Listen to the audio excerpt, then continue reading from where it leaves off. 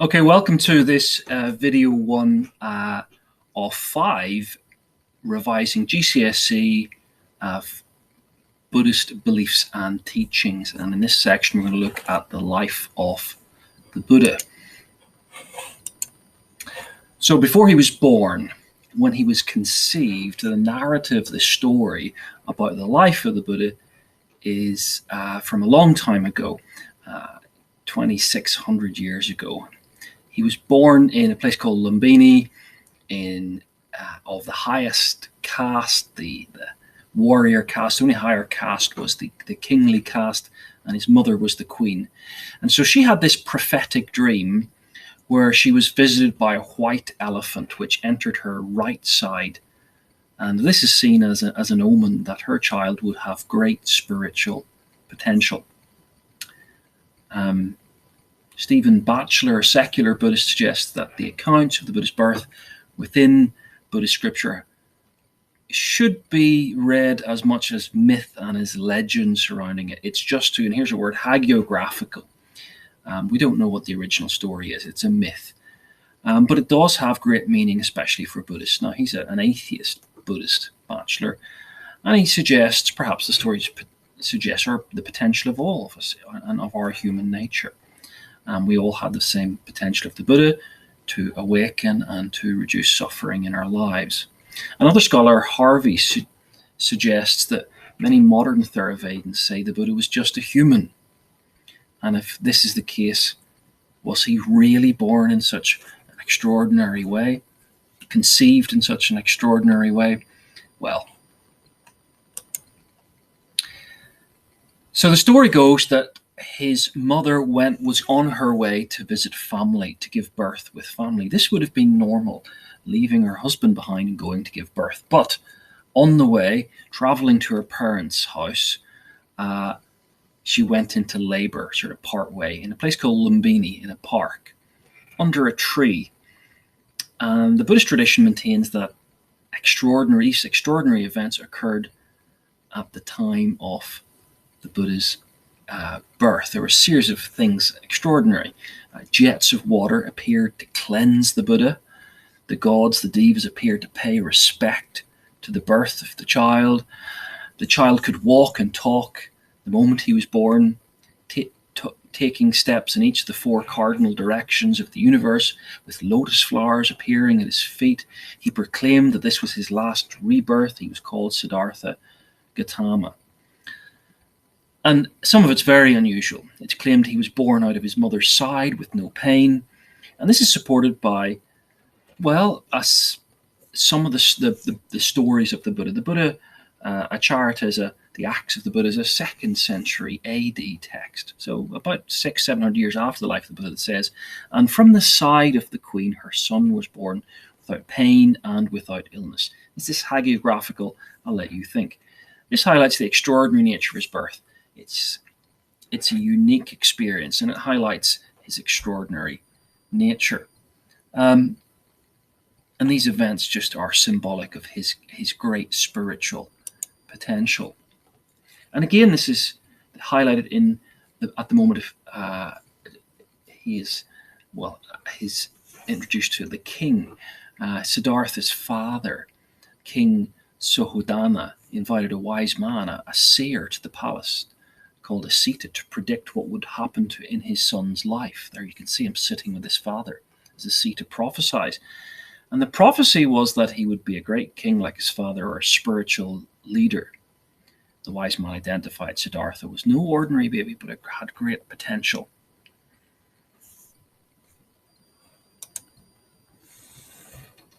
Now, it's said his father wanted Prince Siddhartha to be a great ruler like himself. So he made sure the palace was full of luxuries for his son.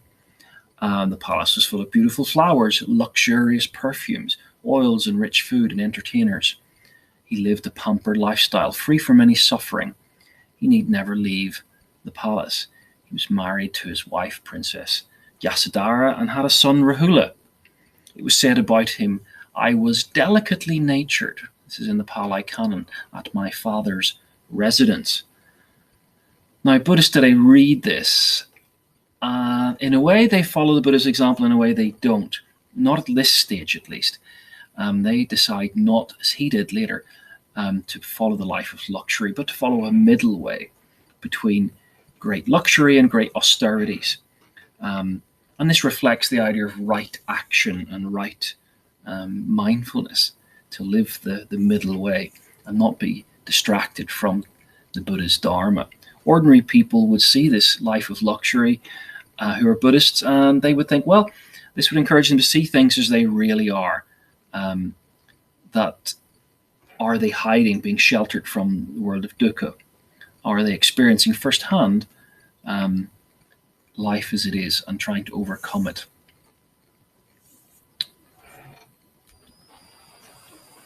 So he was unsatisfied in the palace. He never got to leave the royal grounds. But one day he asked his charioteer Chana to take him out to see life outside the palace walls. It was here that he saw what life was really like. He saw 4 sights that kind of stuck with him. The first 3 sights, an old man, a sick man, a dead man, revealed how suffering was all around him and inevitable. The 4th sight was a holy man, someone speaking spiritual truth. And he was shocked that this man was peaceful, even though he had nothing. He didn't have all the luxuries of a palace. The Jakarta tale says, on the way he encountered an old man, and that he saw a corpse. Now, Buddhists read these 4 signs and encourage them to act in the world. Due to these sights, these have become synonymous with physical suffering of illness, death, and old age. And Buddhists would be encouraged by these to seek to fight inequality and injustice that is caused in the world to people who face great pain. So they try and help in terms of challenging poverty and illness, supporting, for example, Buddhist charities.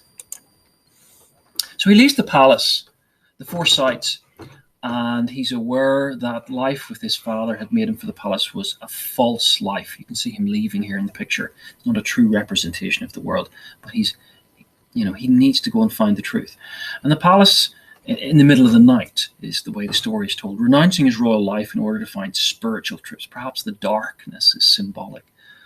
Him searching for light, for knowledge, and to find that peace he saw in the holy man. So he leaves his family, his life of luxury, and renounced all his possessions, as symbols of his royal life. The Pali Canon says there are these 2 extremes that are not to be indulged: that which is devoted to sensual pleasure and that which is devoted to self-affliction. That's what he's about to do. Avoiding both of these extremes is the middle way. It's realized. Eventually, that's what he learns. So he begins a life as an ascetic in the forest. He works with, first of all, masters of meditation, advanced meditation. It's thought one was a Jain and another was... And they practiced these advanced, kind of different advanced meditation practices. But it still wasn't the truth he was seeking. He then came across these 5 men who practiced asceticism. And these are people who believe in pushing the physical body to its limits, denying it pleasure, and that will bring about spiritual energy. Siddhartha lived this ascetic life for 6 years, eating only a few sesame seeds a day. He realized his life of extreme denial was not the way to find the truth he was seeking, and he was on the point of death when he remembers the rose apple tree, an occasion in his childhood when he reached these states of these jhanas, these trance-like states, without needing to harm himself by fasting as he was doing.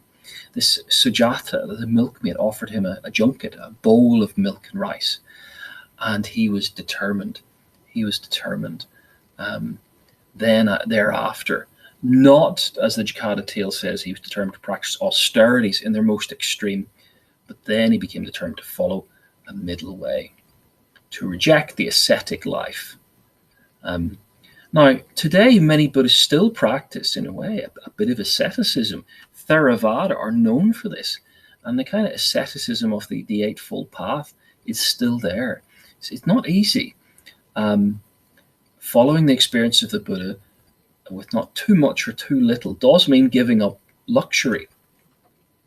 The Buddha's ascetic life would encourage Buddhists to engage in Buddhist practice meditation, following the Buddha from this period, maybe doing sort of the kind of meditation that Samantha or Vipassana, so they can experience the bliss or insight into Nibbana. So eventually he is enlightened, and there's a whole process to this as he follows the middle way. He began to eat normally. He sat under this Bodhi tree. You see a picture there, and the place that's celebrated is the place of his enlightenment, Bodh Gaya. It's very popular, one of the four main pilgrimage sites of Buddhism. Siddhartha vowed, "Let only my sin, sinews, and bone remain. Let the flesh and blood of my body dry up. But not until I attain the supreme enlightenment will I give up this seat of meditation."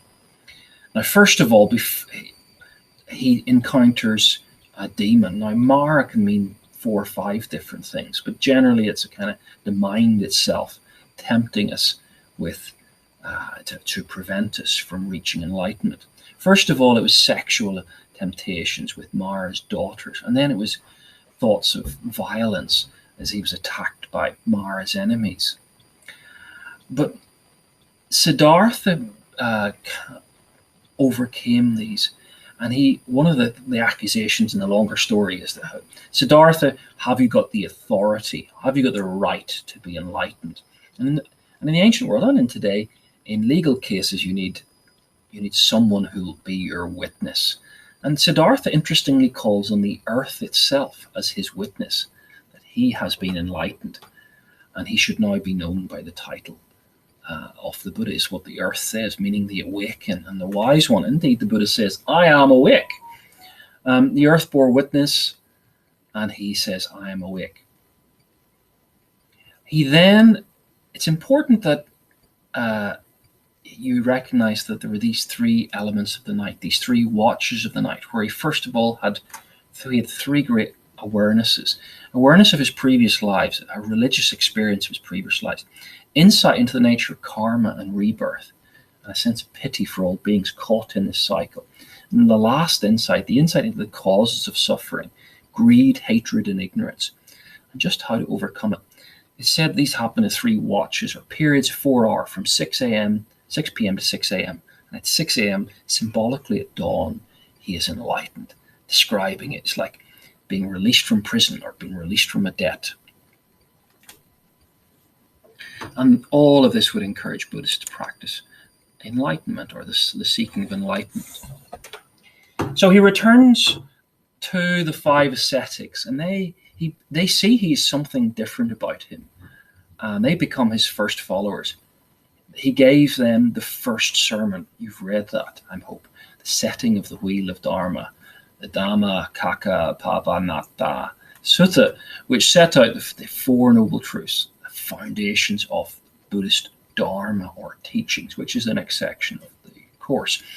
The Buddha established thereafter the Sangha, the community of Buddhists. And so still today you take refuge in the Buddha, the Dharma, and the Sangha as the basis of Buddhism. And in the rest of his life, he traveled and he preached, and he died at an old age. And so in life, he had reached Nibbana, or nirvana, awareness, awakenedness. But at death, he reached pari-nibbana, which means nibbana without remainder. Now, reportedly by food poisoning. He died in North India. Kusinara becomes the last of the 4 pilgrimage sites. And he was cremated, but legends say his bones remain unburnt. These were distributed amongst various leaders, and today places where his bones are believed to be held are marked with monuments called stupas. In Sri Lanka, there's the Temple of the Tooth.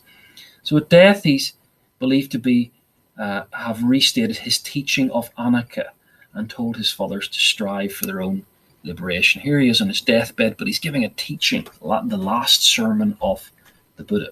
So we're going to stop the video here. There's lots of things you can do to revise, do the topic test, learn some quotes and vocabulary for using the Quizlets, do some practice questions on the website. This is video 1 of 5.